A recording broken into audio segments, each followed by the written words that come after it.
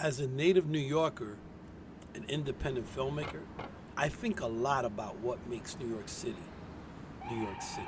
And when I bring it down to just like four ideas, it's money, density, diversity, and creativity, which all are rooted and felt in the vibrant street life of New York. Look at the city now. It's absent, strange, quiet kind of place. Staying at home, social distancing, and in quarantine. Watch for at least 20 seconds, or use hand sanitizer. Please cover your nose and mouth with your elbow when you cough or sneeze. Let's work together to keep our state healthy. And they're very diverse, full of creative people and people from all over the world. People bumping against strangers, a melting pot of cultures racing up and down those avenues, hearing all the languages of the globe.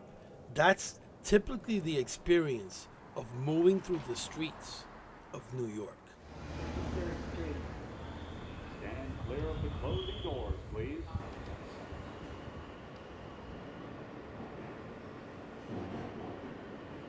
So these big ass infrastructures were created like the water systems, the sanitation system, housing codes that shaped the way these buildings were built.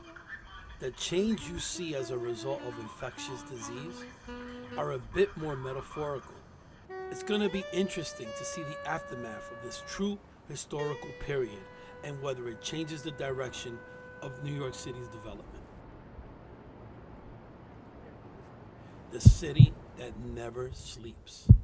And right now, people are believing that the city is actually taking a nap. Or went to sleep for good. Went meme.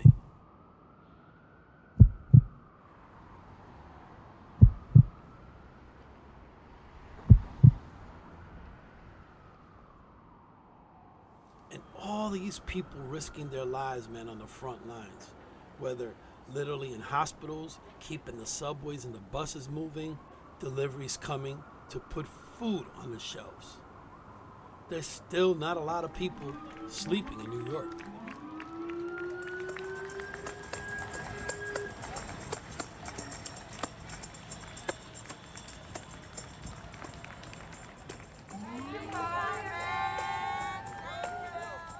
"2020 took the ones I grew up with.